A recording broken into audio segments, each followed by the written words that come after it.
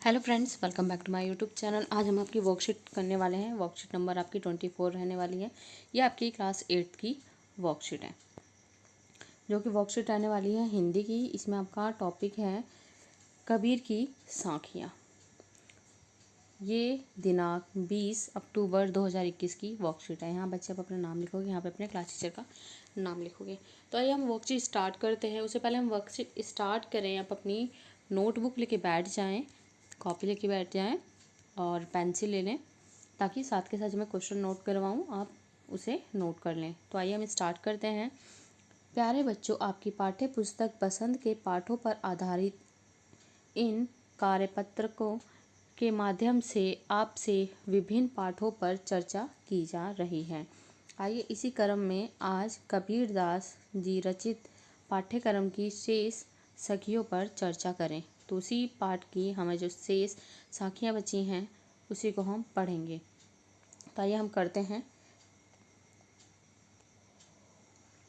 माला तो कर में फिरे, जीभी फिरे मुँह माही।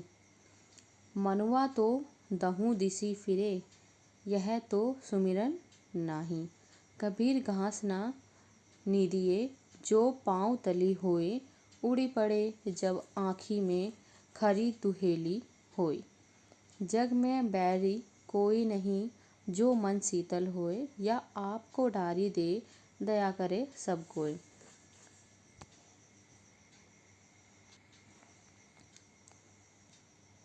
इसमें कबीर जी कह रहे हैं कि जो हमारी जीभ है और माला है, उस पे हम एक तरीके से एक सीमा होती है उसकी, लेकिन हमारे मन की कोई सीमा नहीं हो सकती है। वो चारों दिशाओं में घूम सकती है, कहीं भी हम अपने मन को पहुंचा सकते हैं। लेकिन इन्होंने ये आगे कहते हैं कि जिस तरीके से हम घास पे चलते हैं, उसे पैरों के तले दबाते हैं, तो जब वो हमारे अगर आँख में पड़ जाती है तो हमें कितना दुख देती है। तो इसलिए हमें किसी भी कमज़ोर व्यक्ति को कभी भी कोई दुख नहीं पहुंचाना चाहिए, क्योंकि कल को वो हमारे दुख का कारण बन जाता है। तो यही पूरी की पूरी जो आपको सखियाँ दी हुई है, इसके बारे में इसकी एक्सप्लेनेशन आपको इसमें दी हुई है, तो उसे हम डिटेल में पढ़ेंगे। लेकिन इसमें आपको कुछ शब्द दिए गए हैं जिसे आप नहीं जानते हैं, तो यहाँ साइड में दिए गए हैं, इसे भी ज़रूर नोट डाउन करें आप अपनी नोटबुक में। कर यानी कि हाथ, मनुआ इसका इसका अर्थ है मन। निदिए इसका मतलब है निंदा करना, रौंदना। जब हम किसी की निंदा करते हैं, रौंदते हैं, जैसे घास को हम पैरों तले रौंद देते हैं। दूसरा है इसमें इसके बाद है दुहेली यानी कि दुख, बैरी यानी कि विरोध, आपा यानी कि अहंकार।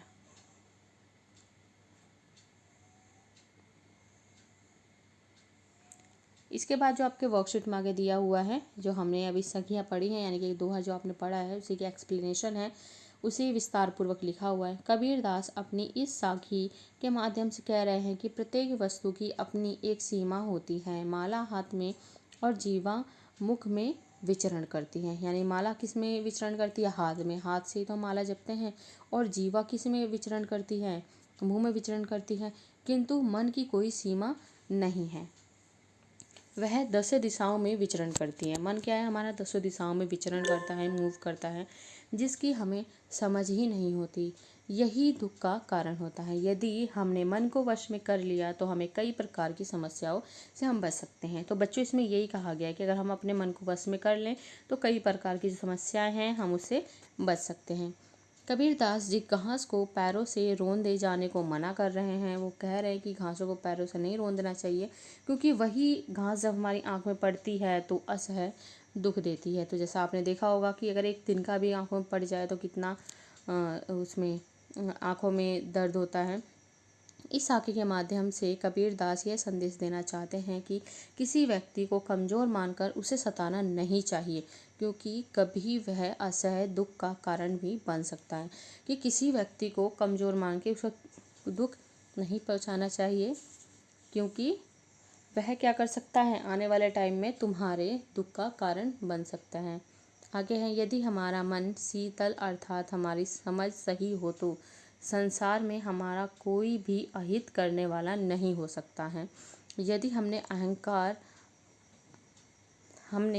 अपना अहंकार या घमंड त्याग दिया तो हमारे साथ मित्रवत व्यवहार करेंगे। यानी कि एक सज्जन पुरुष की तरह हमें रहना चाहिए, हमें कोई घमंड नहीं करना चाहिए, अहंकार नहीं होना चाहिए। ये इसके बारे में कबीरदास जी कह रहे हैं। अब इसके बाद आपके इसके कुछ क्वेश्चंस दिए होंगे जो कि आगे दिए हुए हैं। इसमें आपके लिए एक मैसेज है। आशा है आपने इन पंक्तियों के भावार्थ को समझ लिया होगा। आइए इन्हीं पंक्तियों पर आधारित कुछ प्रश्नों के उत्तर खोजते हैं और लिखते हैं। तो पहला इसमें आपको एमसीक्यूज दिया हुआ है। निम्नलिखित में से कौन सा विकल्प आँख शब्द का पर्यायवाची नहीं है। तो देखो बच्चों, जो पर्यायवाची नहीं है वो पूछा है, तो देखते हैं। आइए, नेत्र इसका पर्यायवाची है, चक्षु इसका पर्यायवाची है, नयन भी इसका पर्यायवाची है, कर इसका पर्यायवाची नहीं है। यानी कि अगर हम इसका आंसर देखेंगे तो इसका आंसर हो जाएगा आपका ग। कबीरदास जी के अनुसार माला तो कर में फिरे से अभिप्राय से क्या आशय है। तीसरा क्वेश्चन है, कमजोर व्यक्ति की निंदा न करने के लिए क्यों कहा गया है। चौथा है, मन को शीतल रखने से संसार में कोई भी बैरी कैसे नहीं हो सकता। तो कुछ आपके 4 क्वेश्चंस दिए हुए हैं। तो फर्स्ट हमने कर लिया है। 3 क्वेश्चन आइए हम इसे सॉल्व करते हैं। कबीरदास जी के अनुसार माला तो कर में फिरे से क्या आशय है। कबीरदास जी कहते हैं कि प्रत्येक वस्तु की एक सीमा होती है। माला सिर्फ हाथ में ही फिर कर रह जाती है, उससे अधिक उसकी सीमा नहीं होती है। तो यहाँ पे एग्जाम्पल माला का दिया गया है। इसे आप पूरा क्वेश्चन को नोट करेंगे, क्वेश्चन और आंसर्स दोनों को। इसके बाद आपका क्वेश्चन नंबर 3 है, कमज़ोर व्यक्ति की निंदा न करने के लिए क्यों कहा गया। क्योंकि मौका आने पर वह भी कभी दुख का कारण बन सकता है, इसलिए कमज़ोर व्यक्ति की हमें निंदा नहीं करनी चाहिए। अगला क्वेश्चन है, क्वेश्चन नंबर 4 है, मन को शीतल रखने से संसार में कोई भी बैरी कैसे नहीं हो सकता। जब हमारा मन शीतल होगा तब हमारा कोई भी अहित करने वाला नहीं होगा, हमारा किसी से झगड़ा नहीं होगा, हम सबके साथ मित्रवत व्यवहार करेंगे, इसलिए संसार में कोई भी बैरी नहीं होगा। क्लियर है आपको ये है। उसके अगला है गतिविधि दी हुई थी। उपयुक्त साखियों में आपको कौन सी बात सबसे ज़्यादा अच्छी लगी और क्यों। अनुच्छेद के रूप में अपने विचार दीजिए। तो उपयुक्त साखियों में मुझे कबीरदास जी के द्वारा लिखी हुई, यानी कि इसमें ये पूछा है पूरी सखियों में से आपकी कौन सी बात सबसे ज़्यादा अच्छी लगी है। तो एक अनुच्छेद, एक छोटे से पैराग्राफ के रूप में आप इसे लिखना है। तो वही हम करने जा रहे हैं। उपयुक्त साखियों में मुझे कबीरदास जी के द्वारा लिखी गई बात कि मन 10 दिशाओं में घूमता है, जिसकी हमें समझ नहीं होती, यही दुख का कारण होता है। यदि हमने मन को वश में कर लिया तो हम कई प्रकार की समस्याओं से बच सकते हैं। सबसे अच्छी लगी, यानी कि ये जो बुरी बात कही गई है यह हमें सबसे अच्छी लगी है, और जीवन में अगर सभी व्यक्ति इस बात का अनुकरण करें तो वह एक सुखमय जीवन व्यतीत कर सकते हैं। तो बच्चों, आपका आज की वर्कशीट का क्वेश्चन नंबर 4 यानी कि आखिरी क्वेश्चन कंप्लीट हो चुका है। तो 4 क्वेश्चन हमने किए हैं अच्छे से। आप इसे वीडियो को बैक करके या पॉज करके इसके जो आंसर्स हैं वो कर सकते हैं।